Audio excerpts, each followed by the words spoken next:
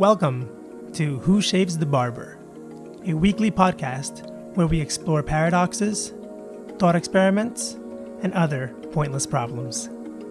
I'm William Nava. All right, welcome. I have with me Professor Greg Restall, a philosopher and logician from the University of Melbourne. Professor Restall is most well known, I think, for his work defending the position known as logical pluralism, which is going to be the main topic that we'll be discussing today. He defends it in a number of papers as well as a book with the title Logical Pluralism that he co-wrote with Professor J.C. Beale. Professor Restall also has two other popular primers, Logic and Introduction, and an Introduction to Substructural Logics. Professor Restall also has a personal website, consequently.org, where he blogs regularly and also links to his papers.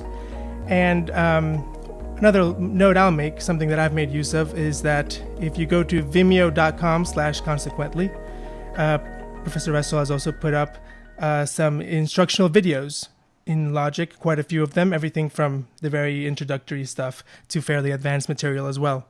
So that's good if you're, like me, someone learning logic outside the context of a university classroom, or even if you are in a university classroom and you want some study help. I found those quite useful. So again, welcome, Greg. Thank you for being here. Thank you. It's great to be here. Okay, so like I said, I wanted to kind of focus our conversation today on logical pluralism. But before diving into that controversy, I like to get some more sort of generalities out of the way. And I want you to speak kind of broadly about the subject matter of logic, because I think it's something that we all have intuitions about, and it can be tempting to sort of dive into all the different things we can say about it. But I want to kind of step back and ask, what actually is the study of logic? What is it that we're actually studying when we study logic? Yeah, that's a great question. I think it's one that's worth thinking about.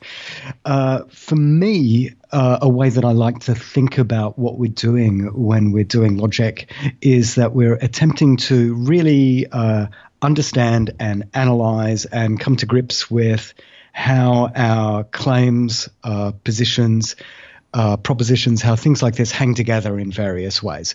So in particular, a central question in logic is the question of what follows from what, when is an argument a valid one, but also questions of consistency, completeness, all of these sorts of questions. Do these two propositions, can they be true together? Do they contradict one another?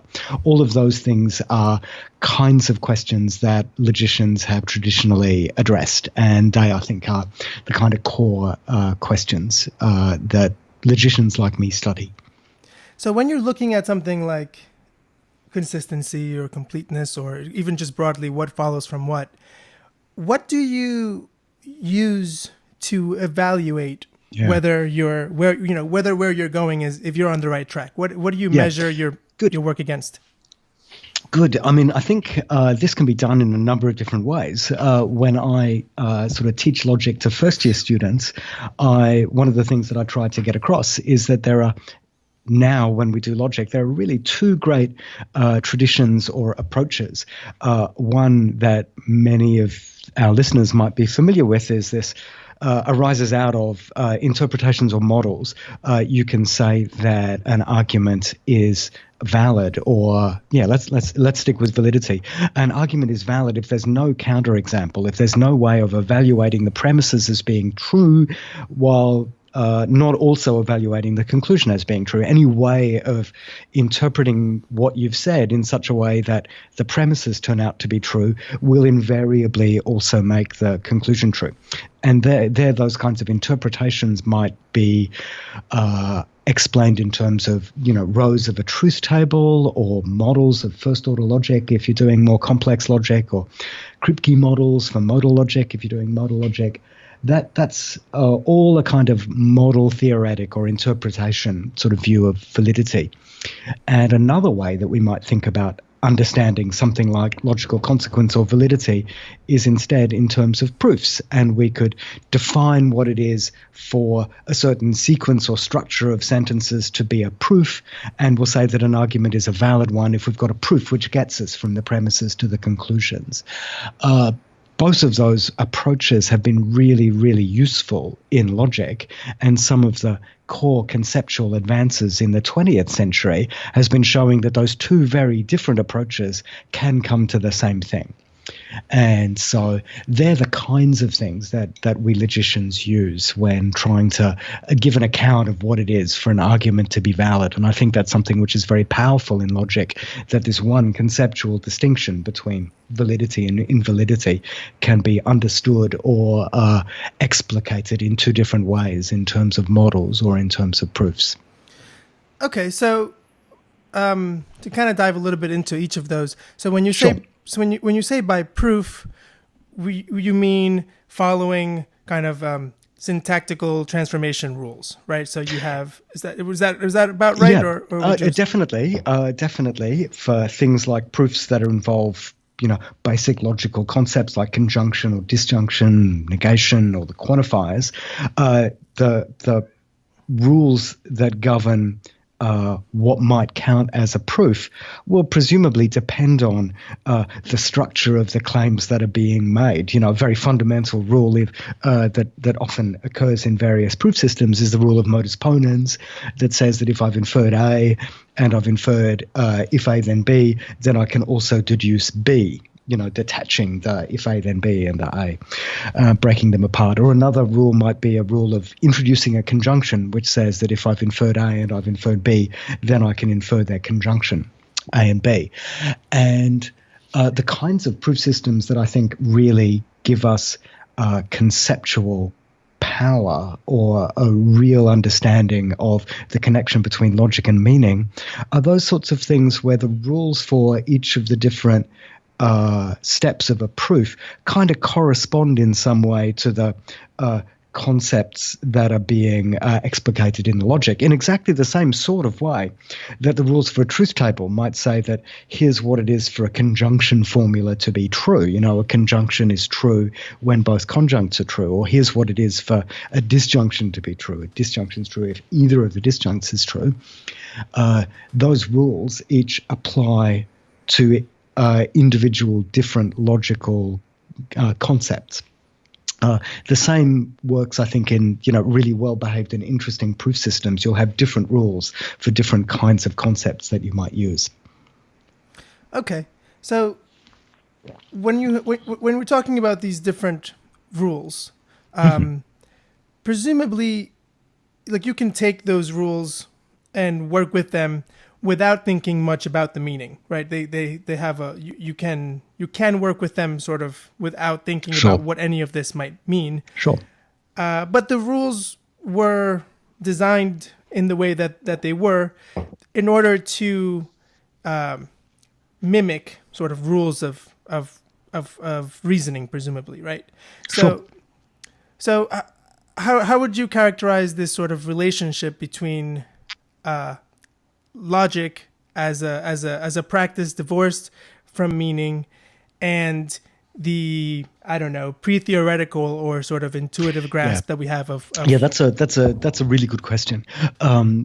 Because as you point out, you could just have understand rules as just raw symbol manipulation, where there is no sense that all we're doing is we're writing a computer program to just produce lists of formulas that satisfy various syntactic criteria, and you could just change the rules and get different sorts of lists of formulas with no thought that there's any connection between that and what might be true, or other sorts of logical notions.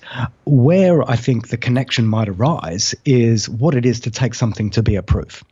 And here, some of my more recent work that I've published since doing stuff on logical pluralism, but it's certainly connected to that, attempts to examine different ways that you might connect up the sort of fact that something is a proof to what that might mean with respect to the kinds of speech acts that we might engage in, whether because a lot of us think that there's a connection between proof and, say, asserting and denying, for example. If I present something which is a proof from a premise A to a conclusion B, then if I assert A, then at least denying B seems to be off the table if it is genuinely a proof. If I present this little proof which goes from one premise to one conclusion, then it seems that the options for me, if I assert A, is to assert B, or if I deny B, I could deny A, but the position of asserting B and asserting the premise and denying the conclusion seems to be kind of off the table. And there, I think you find a connection between the purely syntactic formal manipulation and part of what it is for these sentences which are occurring in proofs to be the kinds of things which encode, the kinds of commitments that we might undertake. And so, along with other philosophers like, Michael Dummett or Bob Brandom, I think that one way that the connection between logic and language and meaning might be pursued is not thinking of logic as merely a kind of descriptive theory of things that we might happen to believe. Anybody that's taught first-year logic knows that people make logical mistakes all of the time, but it is connected with the kinds of things that we might believe or say or do, but in a normative sort of way, in that it might be telling us something about certain sorts of constraints about correct or incorrect behavior, where here there's a sense in which the logical norm isn't the norm that, this is true or this is false, because we can, validly infer things from false premises all of the time. But it is a kind of norm about the wider space of play. I think that there's a way of understanding this in such a way that it's to take that an argument is valid is to say that asserting the premise and denying the conclusion is, in one sense, completely off the table. You're contradicting yourself in a fairly fundamental manner, and in a much more fundamental manner than merely, making an empirical mistake about something. So that makes sense. I kind of want to ask a question somewhat about, maybe the best way to put it is the metaphysics of logic. And cool. It is a question of, maybe the question is, what is the source, or what actually constitutes these logical laws that we're identifying? Right. Would you say that what we're getting at are laws of how we think? Would you say that they are more fundamental metaphysical laws of how reality works, or something else? Yeah, this is again a very good question, and it's one that I think I have two different answers to. There's the Greg who's the logician, and then there's the Greg who's the philosopher. Because as a logician, I will not address metaphysical questions. I think I will prove the theorems, or try and understand the relationship between proof theory and model theory, and I will address these sorts of conceptual connections without necessarily let me backtrack a little bit. One way of understanding, model theory and truth tables and things is that you can think of these different rows of a truth table as representing different ways that things could be. And what makes all of these truth tables, an exhaustive list, is that they chart all of the different ways that things could be that are kind of salient for addressing, the options for this problem that you're assessing. And that's very easy to give a very kind of metaphysical cast to that kind of picture. And then there's the proof theoretic picture, where you could understand the problem in a way which gives you exactly the same answer to the truth tables, but you could understand this as arising out of the way that we use our concepts. And you could say that, what it is that makes this symbol mean and this symbol mean not is that we assert and deny things using these rules in such a way that the rules have these structures rather than those. And it's in virtue of what we're saying and our kind of contingent choices that the word and in English means that, and the word or means that, and the word not means that. And so there's a way of doing this where the order of explanation starts from our practice, and that begins to sound very sort of pragmatic and very contingent and very, interest relative. And there's a way of understanding logic in such a way that it sort of sounds very sort of metaphysical, all of the limits of the space of, possible things that we could say.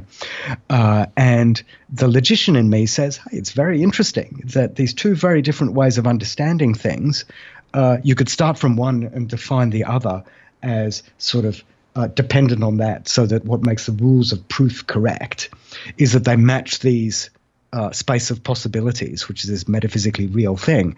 Or you could say that what it is that makes this the right space of metaphysical possibilities is that it's the possibilities which arise out of the rules of the choice of using these rules rather than those.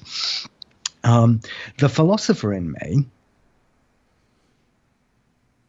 it depends what day you get me, you see, because, historically, I'm an Australian, and Australians are, metaphysical realists by nature. I don't know whether it's the sunlight or what. The world seems like it's, existing independently of us and all of that sort of thing. And so by nature, I'm very tempted to think that, I agree that, the laws of logic, such as they are true independently of us. Had people never existed to make these sorts of claims, it still would have been the case that, modus ponens would have been valid. Maybe no one was around to say it in those circumstances, but it still would have been the case that if A were true and if A implies B were true, then B would be true, of necessity. However, I still think that the kind of order of explanation which says you can get into the circle starting from our choice of practice, our choice of, wanting to use the words in this way rather than that, is a very interesting order of explanation as well. So I don't want to think that, because there's a sense in which our cognitive capacities or our representational capacities depend on how we carve the world up, as it were. But that does not mean that we cannot carve the world up in such a way as to make claims which are necessarily true or necessarily false, or in fact, I think, I'd go so far as to say, analytically true or analytically false, or even, a priori on my crazy days.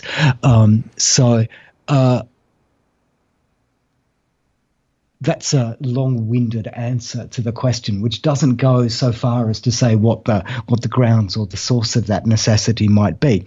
But a parallel that I also find useful is the connection between our counting practice and numerical truths. Before there were people that were around that were counting things, 2 dinosaurs plus 2 more dinosaurs makes 4 dinosaurs, even if there weren't any people around to make the dinosaurs, to count the dinosaurs, or even to, individuate them as dinosaurs necessarily.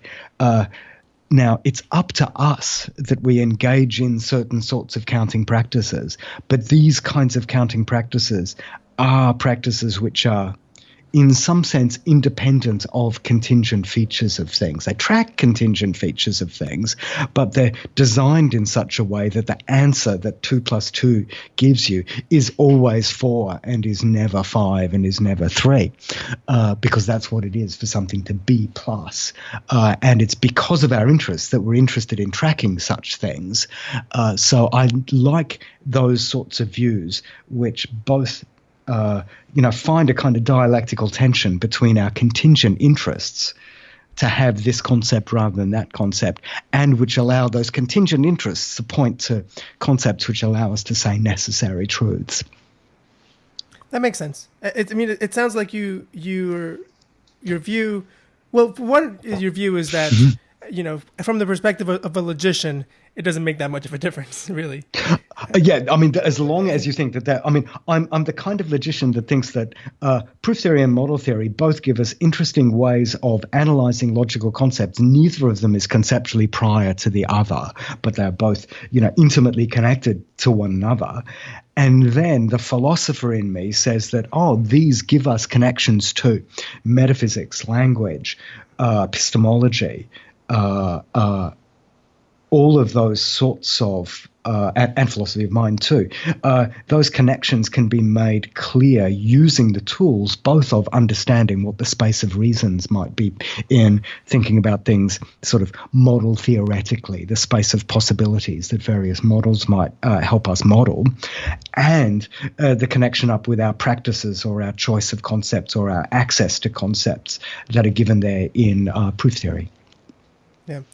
Yeah, I guess, the other part, that, if I may summarize what you're saying and tell me if it's about right, it seems that you appreciate the fact that, our conceptual contribution to the landscape of how things can be described and the actual metaphysical state of things and the metaphysical state of what's possible are both sort of have this interrelationship. Yeah. However, it is important for you to acknowledge that regardless of whatever's going on there, the actual metaphysical state of things and the fact that there are metaphysical possibilities is something that would exist even if there wasn't this interrelationship, even if there wasn't that one part of it that we contribute. Sure. I think that's a good summary.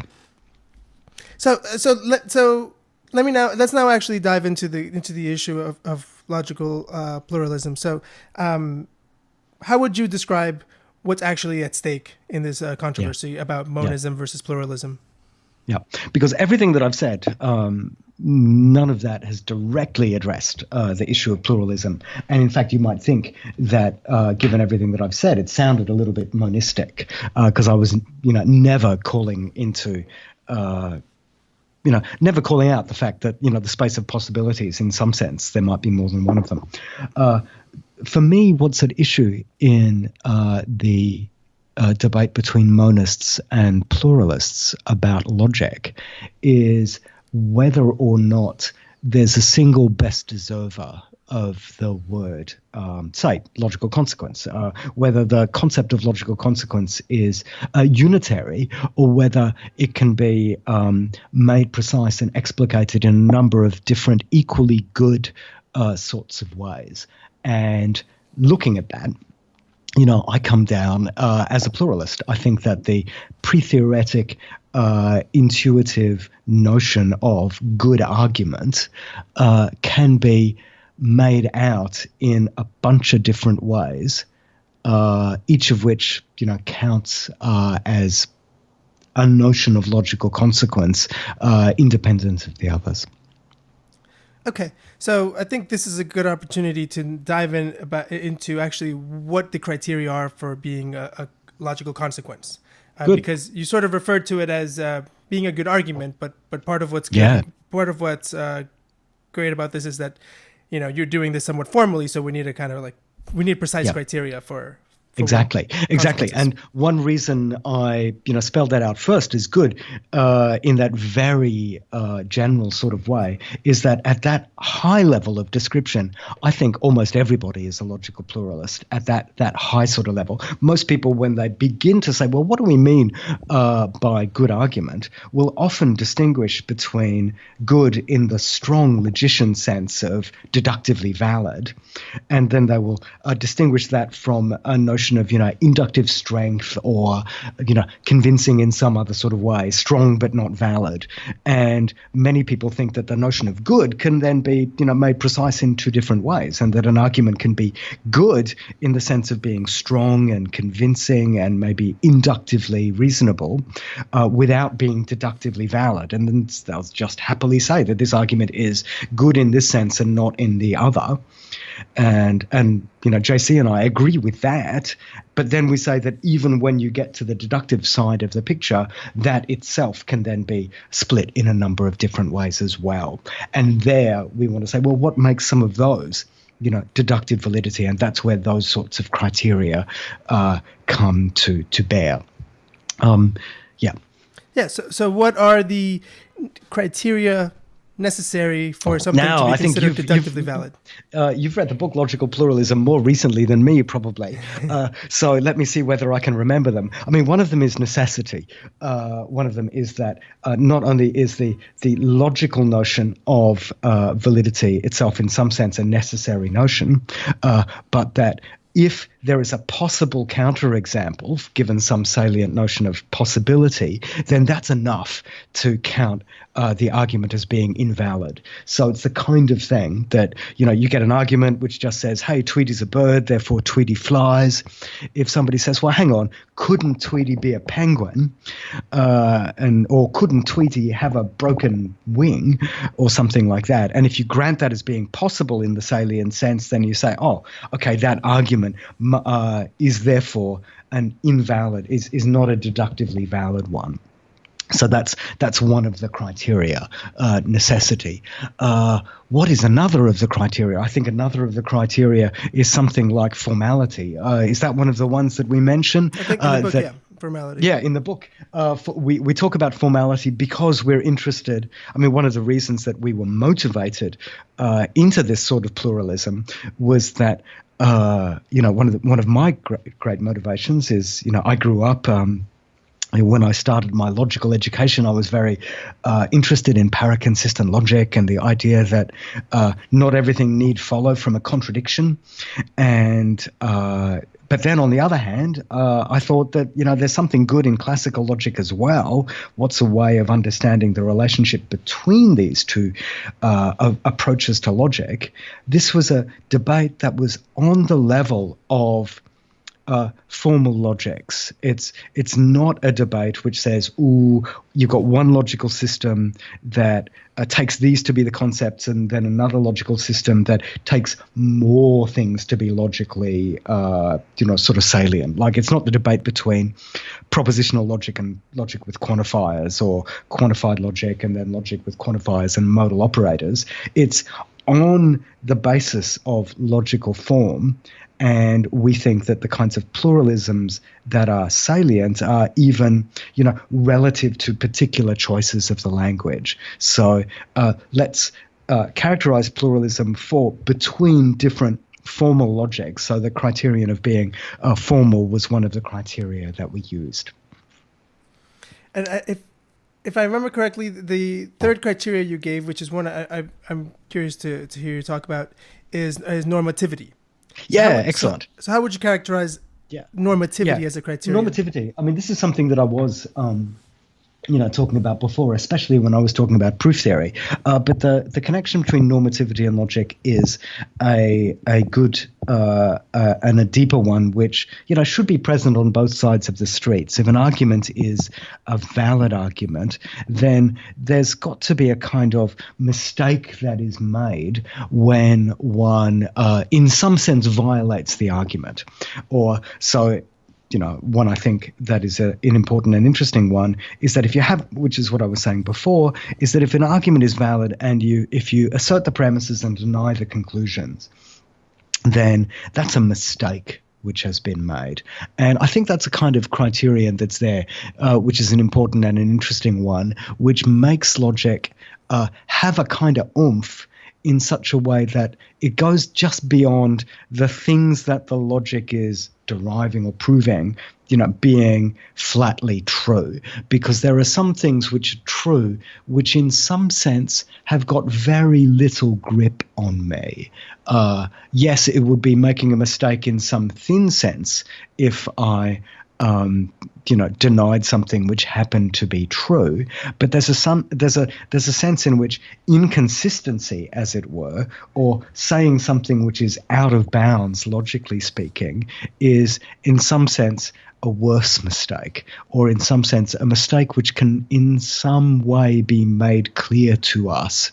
And this, I think, comes out of the kind of dialogical function that logical reasoning has. One of the reasons that we're very interested in making these things explicit is that it helps us isolate where disagreement arises. Say, you and I... Sorry to interrupt. What do you mean when you say dialogical? Yeah. Say you and I are having an argument about whether or not something is the case. I say P, you say not P. And then you say, well, Greg, why is it that you think P? And then I might give you a reason. And I might say, oh, look, I think P because Q, and if Q, then P. And so I'm presenting this little argument, which goes Q, if Q, then P, P. And then you deny P. And now for the way that this dialogue might go is then I might say, well, what do you reckon about Q? Or what do you reckon about if Q, then P? And if you grant Q, then this might give you some way to, explain why if Q, then P is the thing that you've got to deny. And then the discussion can go to, well, is it the case that if Q, then P or not? And I might say, well, of course, if Q, then P is true.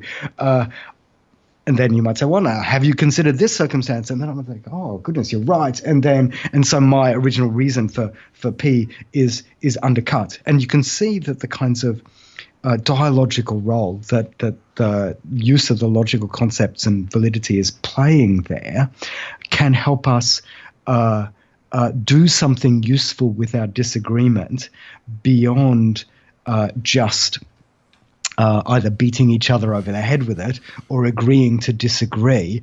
We can then use our disagreement as a way of charting, where is it? What shape do these two different positions have? If I think P and you think not P, then we could just leave it there. But if there's ways of articulating it further, then we can see, okay, here's what these options might be. And you see this in, philosophical or other sort of hopefully reasonable dialogue, that we begin to chart out the costs and benefits of different positions when we fill these things out a little bit more beyond just I say P, you say not P. And so the normative role of the logical work that is happening there is that we are taking that connection between the P, the if P then Q, and the Q, or whatever these moves were in the argument, we're taking those things as having a grip on what the permissible positions are going to be. And it's in that sense that we take those sorts of logical validity relationships as being normative, as actually playing some kind of role. So it can be on a interpersonal level or social level when there's dialogue happening or discourse happening. It can play the role of a kind of arbiter. That's true. Arbiter, not in the sense that it's going to, logic alone is not going to be able to tell us, which of these rows of a truth table is actually the correct one, because, logic in one sense is just this really big map. It doesn't, necessarily put a spot on one spot on the map and say you are here. It's not saying that that's where you are, but it's saying, here's the space of possibilities, to use that sort of metaphor. But it does help us see, what these permissible combinations might be in various ways, in charting out, what the positions that we might take might be. And then when I say that this is dialogical, then it doesn't have to just be public. We could internalize the dialogue, and that could be an argument that I have with myself when I'm wanting to figure out, well, is it really P? Is it not P? I can see it this way. I can see it that way. I can internalize that as well. Great. So now, in your book, you basically say what we need for something to be a consequence relation is that it gives us an account of validity that meets this criteria of necessity, formality, and normativity. And your basic, as far as I understand, your main claim is just going off of these criteria, there is more than one relation that satisfies. And the way you spell that out is as you basically make these consequence relations relative to cases. Right. So can you say a little bit about that? What role do cases play in all of this? Good. So using the distinction that I drew, earlier between sort of model theoretic and proof theoretic ways of understanding logic, we're on the model theoretic side of the street here. So we're thinking that an argument is valid if in every case where the premises are true, the conclusion's true. So think of cases like rows of a truth table. Then we say, look, there's different ways that case can be cashed out where you can understand logical consequence differently, and it can still play this sort of role that we were talking about being necessary, formal, normative. And, a couple of examples that we develop. One is, good old standard classical logic, where we're thinking of the cases really like rows of a truth table, where in particular, say, conjunction and negation work in the way that you were taught in first year, if you were taught first year logic. So a conjunction's true in a case just when both conjuncts are true in a case, and a negation is true in a case just when the thing negated is not true in that case. Now, I think that's perfectly decent notion of logic is given there by preservation of truth in all cases, which is going to say that contradictions are never true. A and not A is never going to be true in a case. A or not A is always true in every case. Good old two-valued classical logic turns out to be the logic of preservation of truth in all cases. And I think a perfect sense can be made out of the kind of mistake that is being made if you accept the premises and reject the conclusion of a classically valid argument. There, in particular, there's a sense in which you're contradicting yourself. There's no way of interpreting the sentences as either being true or false of what you say in such a way that there is a position really on the table there. And that's what drawing truth tables tells you. And I think that, works perfectly, gives you a nice account of validity, which does many things. It's the classical picture. I do also endorse, paraconsistent logic. I do think that there's another sense in which a mistake is being made if you take an argument to be valid where the premises are contradictory and the conclusion is unconnected to the premise. There's a sense in which you have shifted subject matter, for example, in going from this electron is spin up, this electron is not spin up, therefore, I'm going to, win $1 million. Just because this particular electron is being inconsistent doesn't relevantly follow from that I'm going to win $1 million. There's a failure of relevance in that argument. And this would be an argument that would be classically valid. It's classically valid because there's no row of a truth table at all in which the sentences this electron is spin up and this electron is not spin up turn out to both be true, at least if this electron was sort of unambiguous. It wasn't context shifting during the two premises. So for me, that argument is classically valid and relevantly invalid. Now, I think sense can be made of a notion of case which expands the family of cases beyond the classical conception to allow for inconsistent cases, which I think is required for an account of subject matter, salience, relevance, those sorts of things, because you can think that there's an inconsistent circumstance involving this poor old electron, which is inconsistently being up and down or spin up and spin down, whatever it's doing. And that circumstance might not also involve, me winning a large load of money.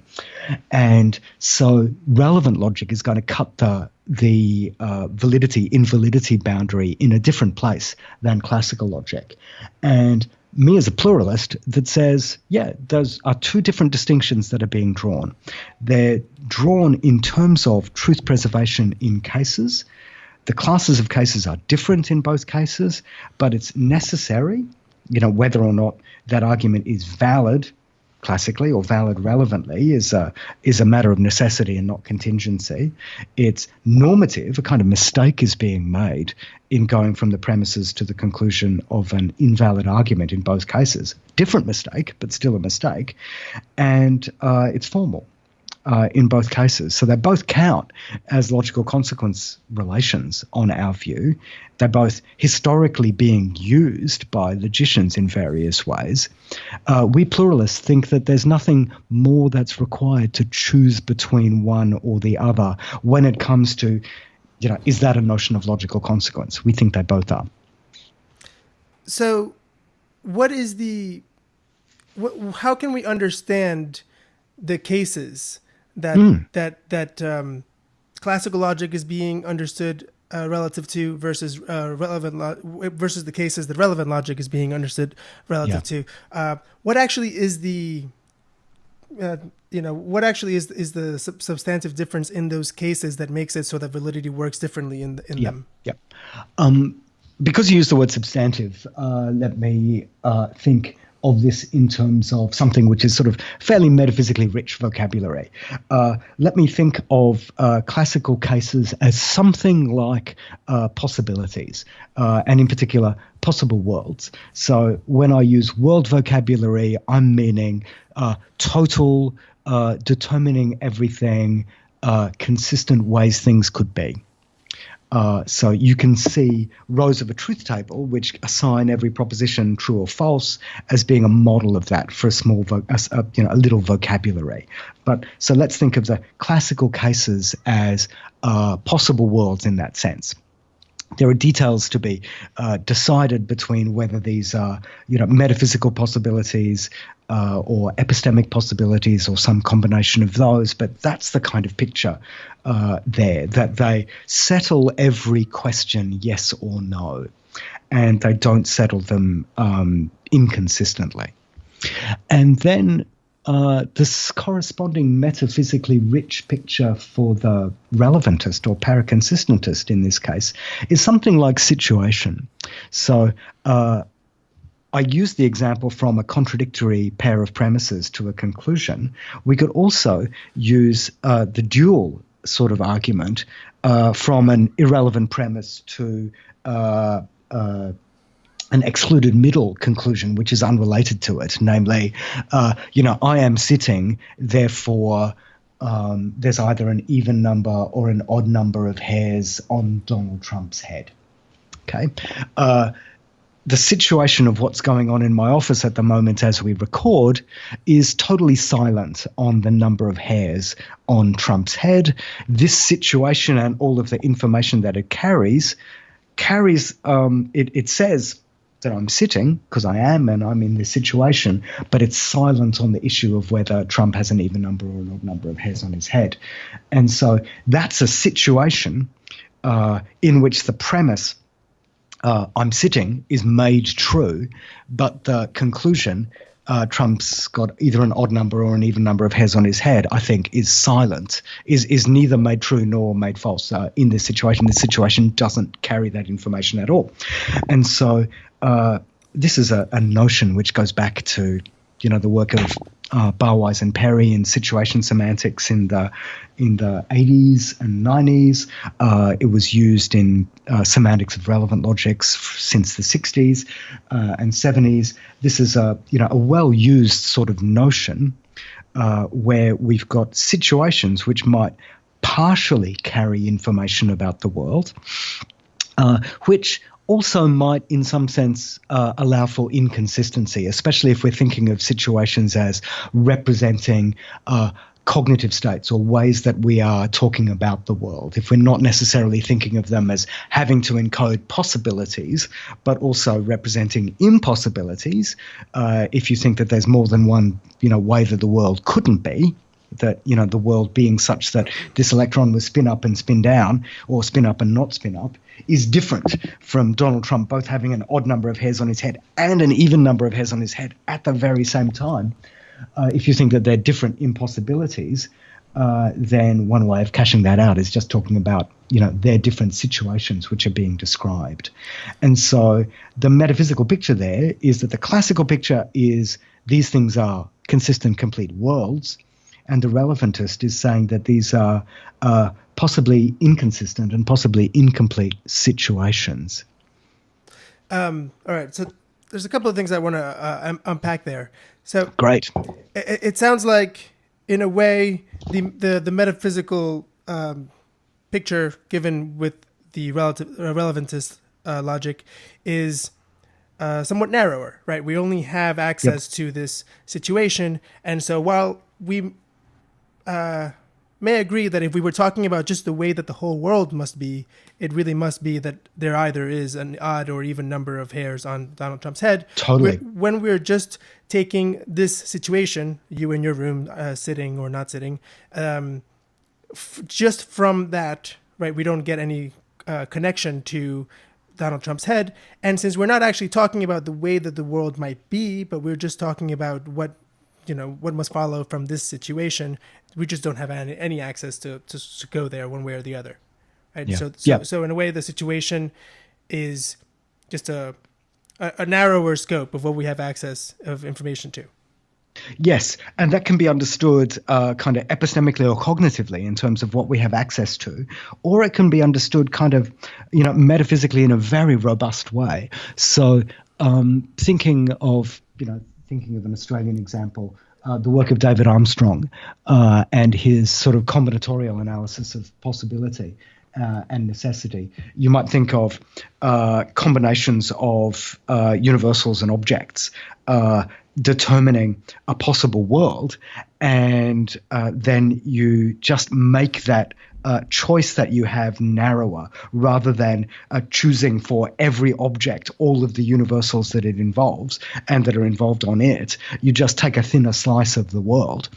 And instead of talking about absolutely every object that there is to give a world, we just think of some selection of it, like all of the items that are in this room and all of the intrinsic features that they have. I take it that none of that involves Donald Trump intrinsically. Some things that are in this room, there are computers that probably got stuff left in them from various, browser tabs where I was reading stuff in the newspaper which might talk about Donald Trump in certain ways, but they don't involve his head in a way that they will settle a number of hairs on his head. And so you can understand that in quite a metaphysically rich way if you want to, or you could understand that in the vocabulary that you were talking about in terms of the information that we have access to. But I think, in fact, many of the words that we use to talk about possibilities, and when we use possible world vocabulary, consider a world in which this happens, I think most of those words that we use actually don't pin down possible worlds, because possible worlds are in fact, very big things. They tend to be very, very opinionated about everything. When I say consider a possible world in which kangaroos don't have any tails, to use one of David Lewis's examples, I have no idea how to pin that down to a single possible world. When I think about what would happen were kangaroos to not have tails, I think about certain things, but there's no way that I'm deciding every other sort of question. And so I think the idea that we think about incomplete possibilities is a very sort of natural one. And that concludes today's episode of Who Shapes the Barber? Next week, I continue my conversation with Professor Greg Restall. We discuss various objections to logical pluralism, and then touch on both the preface and the liar paradoxes. Again, I'm William Nava. You can check out other episodes, as well as my other philosophical and artistic work at williamnava.com. And if you'd like to subscribe to this podcast, go to williamnava.podbean.com. Thank you so much for listening.